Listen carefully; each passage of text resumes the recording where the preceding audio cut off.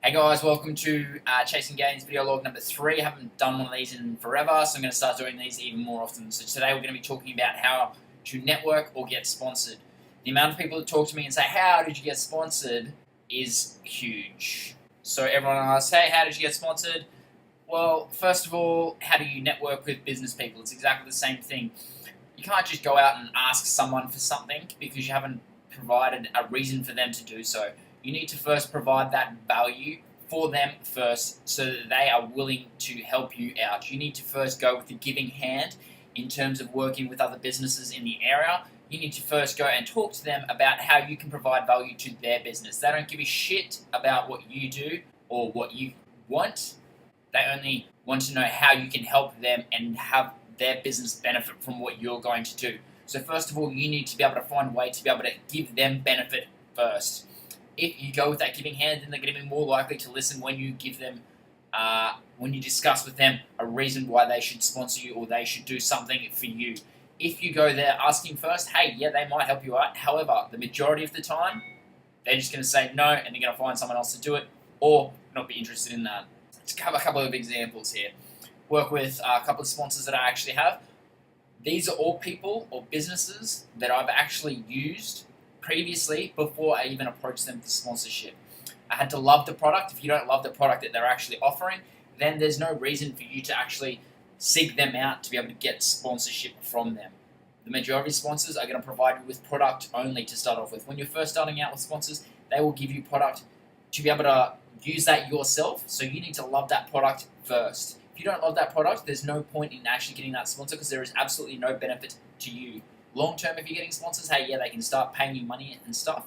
However, when you're first starting out, getting your first couple of sponsors, what's going to happen is they're only going to send you product. We're going to talk about a couple of examples of that. Now, I have a few sponsors myself, so I can talk about how I did that and what you need to do to be able to get sponsors to be able to do that down the track as well. It's a process that you need to go through, but number one step in that process is always give them value first.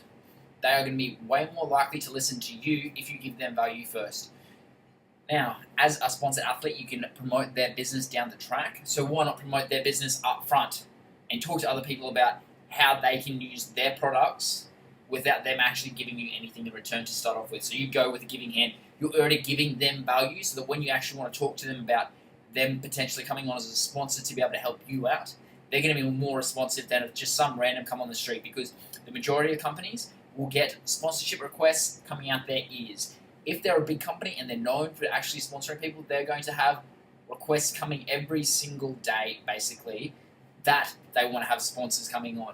So you need to differentiate yourself from the pack. And how can you do that? Well, A, provide their value first. So that means that you give them shout outs, whatever it is on your social media, to be able to help promote their business and do the promotion of their business for them, because that's what sponsored athletes do.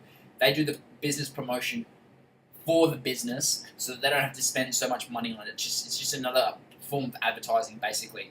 So technically what you're doing is you're just using yourself and your social network or your network of followers to be able to promote their business to them because you actually love their product, and that is the most important thing. If you don't love their product, there's no point in actually trying to get sponsors to be able to help you out. Hey, yeah, it's all good, well and good to be able to say, hey, yeah, I've got sponsors that do this, this, and this. However, if you don't like their product, then that's going to come through long term. And we're going to talk about an example of that. If you're creating a following, social media, any kind of outlet, they're following you for a reason. They're following your story, your journey, whatever you're doing, all the content that you're putting out because it's interesting to them. If you start hocking any random shit to them, most likely they're going to unfollow you over a period of time. Greatest example of this is people on Instagram, when they start having the T-Tox kit, a teeth whitening kit, or anything like that, basically your credibility basically halves from that point. You can create so much value to start off with. However, once you start doing that, that is very entry level and is basically just for money.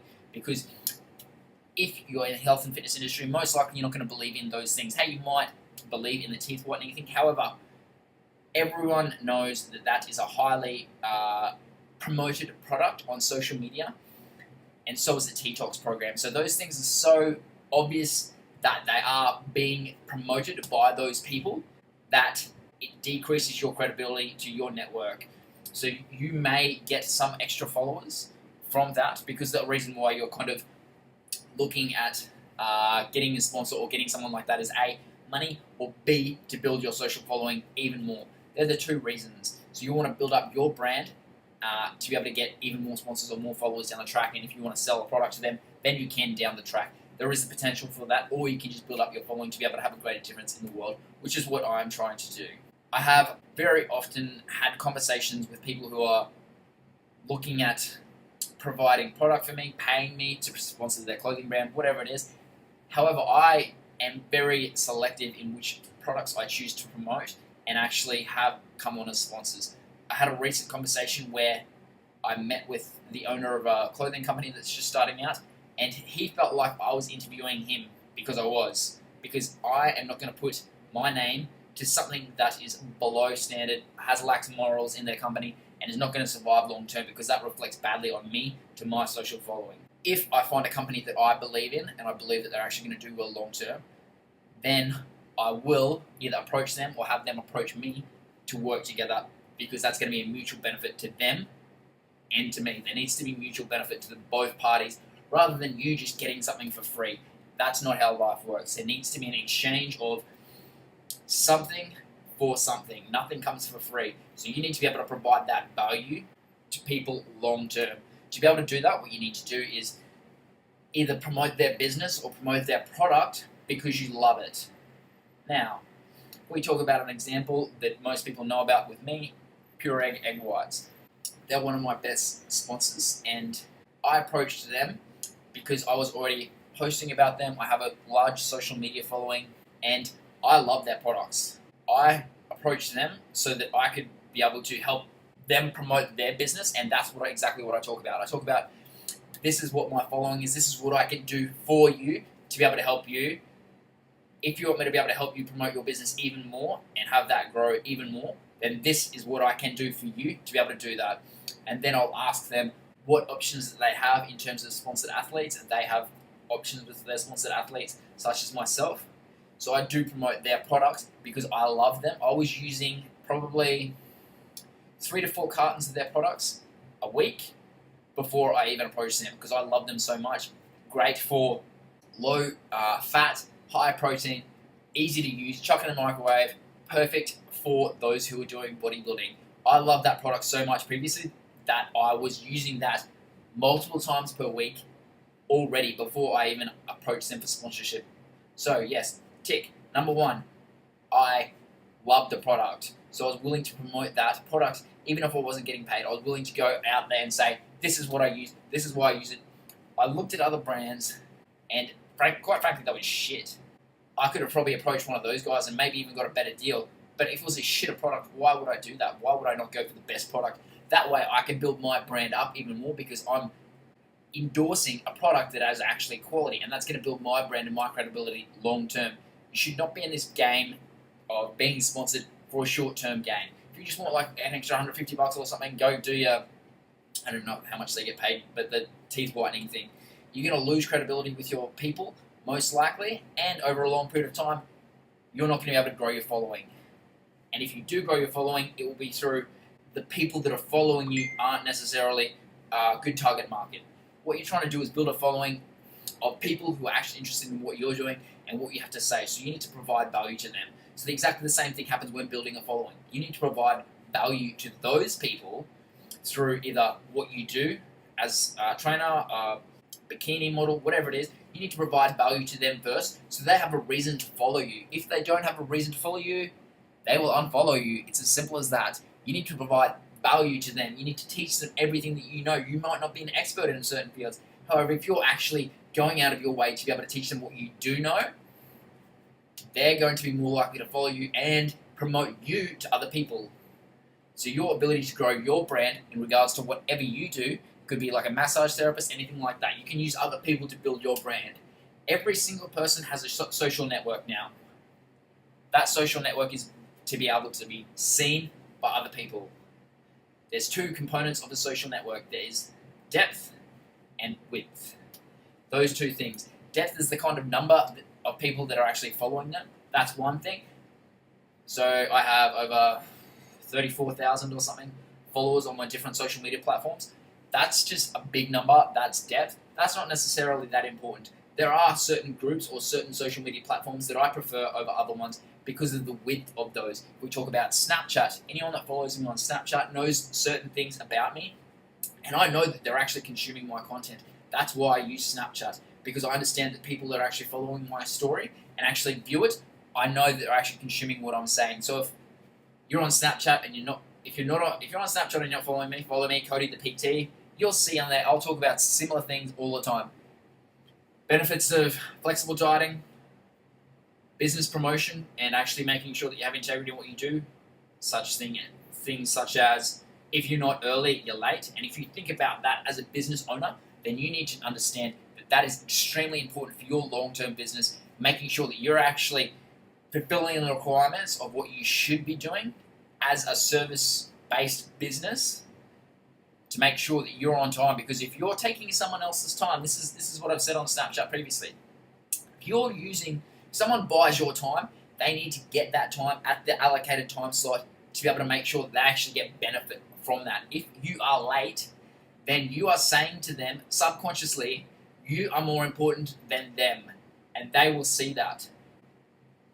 If you're early, then they will see that they value your time. Even if you finish at a previous appointment, you have back-to-back appointments, and you finish 2 minutes early to make sure that you're 1 minute early to your next appointment, that is going to be more beneficial. If you do that every single appointment, every single day, then you will build up credibility in your brand to be able to promote yourself and do anything you want to in business. If you're religiously 2, 5, 10, 15 minutes late, that says to the other person that you're meeting that you're more important to them subconsciously, and they're going to see that.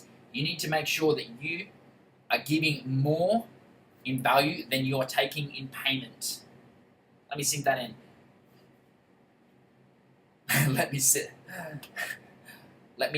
Let that sink in.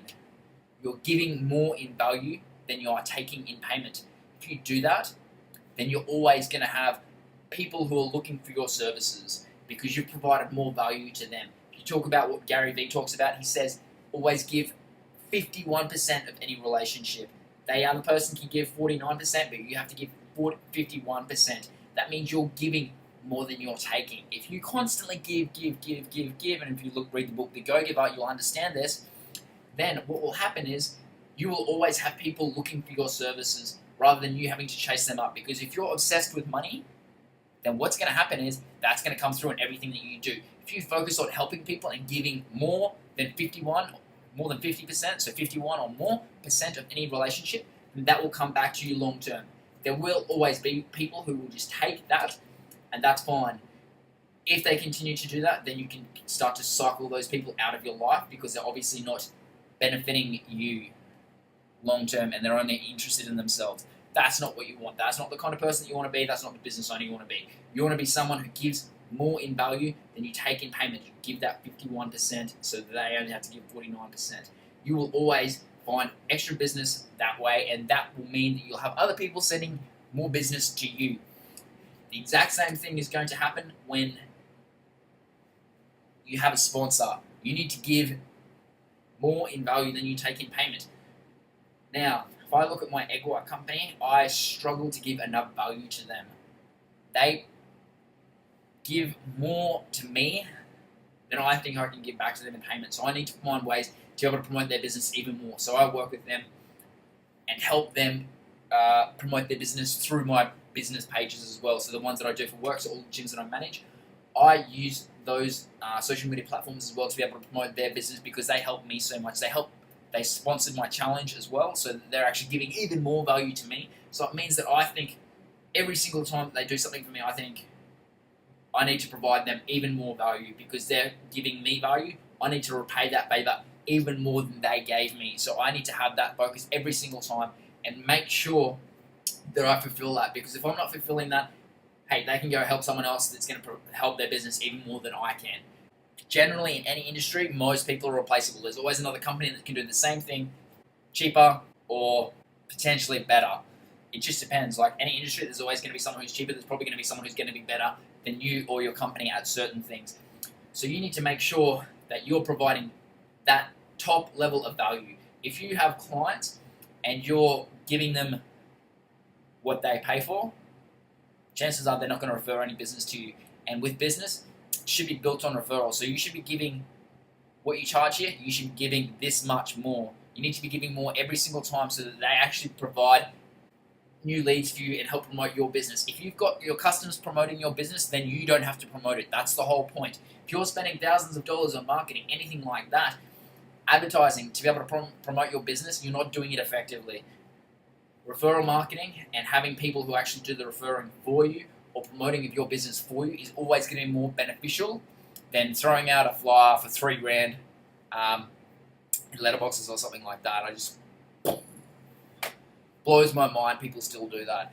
If you look at how people's behavior is currently driven, then you can kind of see that the majority of that comes from referrals. How many times have you put something on social media and asked the question, where do I go for the best breakfast restaurant tomorrow? You'll get 20, 30 comments of places. Are those people getting paid for that? No.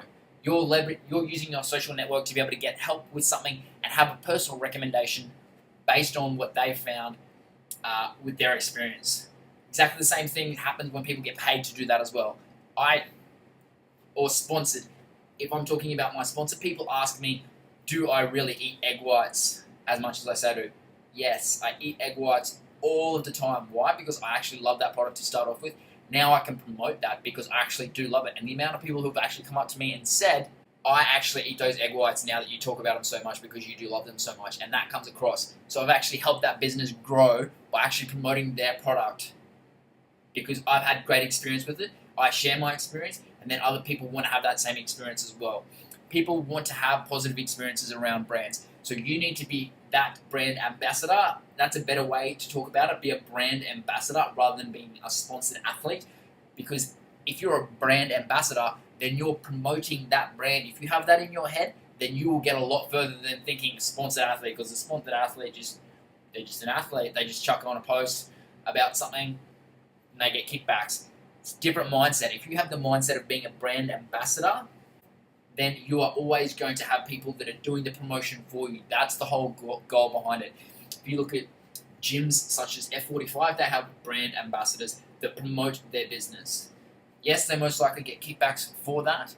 However, they're doing the promotion for it because they understand that if you have people doing the promotion for you rather than you talking about yourself because no one gives a shit about yourself, then what's going to happen is that's going to build up their brand equity because other people are talking about it rather than just one person.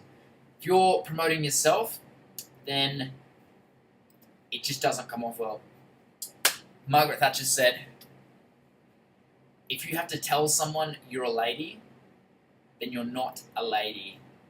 Because everyone should know that you're a lady from your actions and your results. So if you take that into a business context, if you have to say that you are a business owner or you're a PT or whatever it is, then chances are you're not very good at that because you're just promoting yourself. Self-promotion is the least effective tool. If you have other people talk about what you do, if you have client testimonials, if you have good experiences with people that actually do the promotion for you, you're going to have way more results from that than any other reason possible. So, step one, remember that. Provide value for the company first. Step two, show how you're going to benefit them long term, what you can actually do for them, whether that's provide them value, give them leads, improve their business, improve their bottom line, help them in any way by promoting their brand through social awareness on your social media platforms or directly through clientele that you have. If I go to a business, I talk to them and I'm networking with that business, it's the same thing. If I'm networking with someone, then I provide them value first. If I can provide them value first and I'm working in a gym scenario, I will find out what they need, and if I can offer that to them, they're going to be more likely to send their clients to me. If I go to a massage place, I'm going to go use that massage place first. If I like what they do, then I'm going to start sending my clients there. If they give good service and my clients go there, I've provided them with referrals first, then they're more likely to do that the same for me. If I just go in there and say, hey, I'm a PT, PT in the area, can you just send me all your clients? They're going to be like, fuck off. And it's going to be that simple. If I walk in there, I'm like, hey, my name's Cody, local PT in the area, I'm just going to get a massage today. Just see how you go and stuff. If it's good service, I won't say this till afterwards. I'll say, hey, obviously that was really great service. I'm actually a PT in the area. Really like your service. I'm going to actually send some of my clients here. If you actually have anyone that's looking for a PT in the area, here's some of my cards, here's something like this. Give them something that they can actually give out. Most likely they're not going to give out, but they're going to start promoting your business to other people. And if you send them business, you've paid them for business to start off with, so they've actually got money. Then they're not going to turn around and say fuck off because you've just paid them for something. Then you actually go, all right, so I'm going to send some of my clients there, and you send some of your clients there, so you're providing even more value to them, and then you work out procedures and policies to be able to get them to send business to you. And what I recommend is have them say to their client, if they are chiropractor, massage therapist, whatever it is, get them a form so that all I have to do is write down that person's name and their contact details, and then they'll pass it on to you because you want to be in control of getting those leads. If you're in control of getting those leads, you can contact them and book them in. If the massage therapist, chiropractor, whoever it is, gives out your business card, the chances of that person actually calling you are very, very slim. So you need to condition those people to say, do you mind if I pass on your details to this personal trainer and he can give you a call just to make sure that you guys can actually, you know what, you might not be able to work together, but hey, it'd be good for you guys to actually have a chat and see if that's the case. He'll be able to send you to someone who will be able to help you if not. That's completely different than just handing out a business card because there's no value behind it. If I'm in control of those leads that come in, I can actually convert those leads into what they need to do. The whole point of using that kind of referral network is to be able to get leads and be able to help those people attain their goals. That's the whole outcome that you're working towards. If you begin with that end in mind, you need to work through a process for them to be able to achieve that. If it's set up where they're going to call you, people don't want to call other people if they're not ready. And the majority of people, probably about 3% of the people, will be ready to make that call. So if you think 100 people that, say, a massage therapist talks to, only 3 of those are actually going to get in contact with you. And if you understand how most businesses, physios, chiropractors work, they have regular clients. They might not have 100 clients. They might have 20 clients. So what is the chance of one of those calling you, even if they speak to all of those people? And most of those people won't be interested in what you have to offer. They're not at the point where they actually need a PT. So what you need to do is condition them so that if they do need your services and the allied health professional has determined that, you just say, hey, do you mind if I pass your details on to that personal trainer? Yes, no, they might be okay with it. But once you've got those details, then you can leverage off the relationship that they have with that allied health professional and their client, that relationship that they have together. You can leverage off that to be able to build that business relationship from that to be able to get them as a potential client as well and help them with their goals, because that's the outcome that you're looking for. You're not looking at getting a new client, you're looking at helping them with their goals. If someone is sent to you from a referral, they're more likely to join you as a paying client because you've had that level of trust built up from the start. If you don't have that level of trust and you're selling to someone who's never heard of your name before, it is much harder to be able to sell one of those people on something that is of benefit to them. That's the whole point, to get their benefit and the outcomes that they're working towards. If they have back pain and they're seeing a chiropractor and they've been referred to you because you're a good trainer, you send them business and you have a working relationship like that, then it's going to be a lot easier for you to convert that person into a client. If they just see your name in the phone book, on a profile board in any kind of gym, there's very little perceived value, or you're not really positioned as an expert in that case. So your ability to be able to convert that person into a client is lower. Not impossible, not easy, but it is a lower conversion rate. And the whole point of you being able to help people is being able to convert those people into clients. Hey, I can give anyone as much information as I want online.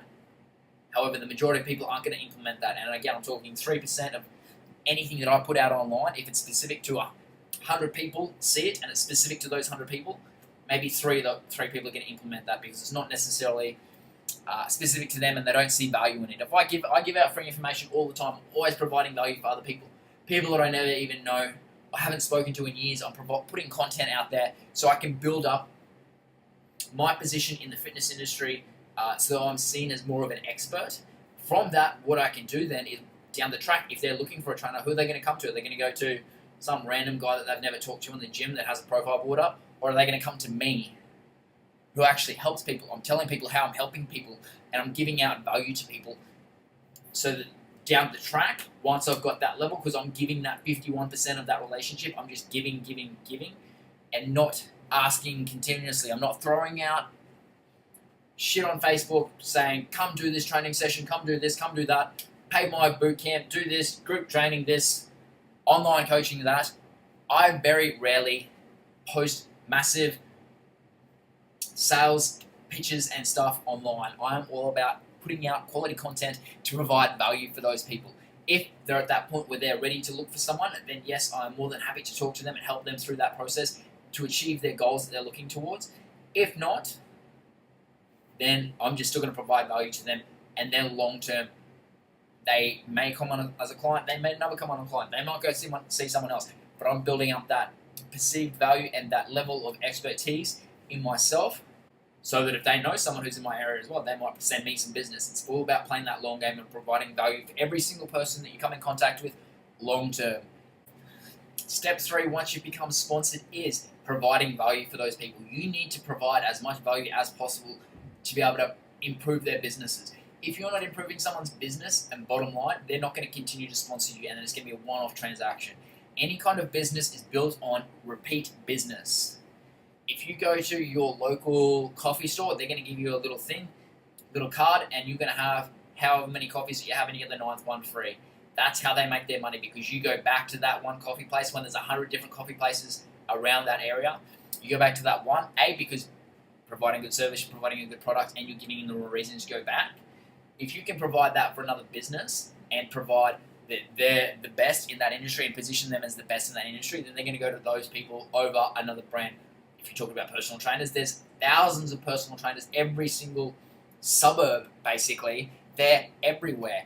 How do you differentiate yourself from other people? Then you need to position yourself A, as the expert, and B, provide value for other people. If you do those two things, then you're going to have people who are actually coming to you rather than you having to chase up people, which is going to be a lot more time that you need to invest to be able to build up your business. If you have people coming to you, it's going to be a lot easier to sell those people on one of your packages to be able to provide value for them and get them the outcomes that you want. Remembering that the outcome is the final thing that you're actually selling, and it's what you're actually giving them. You're not trying to sell PT sessions.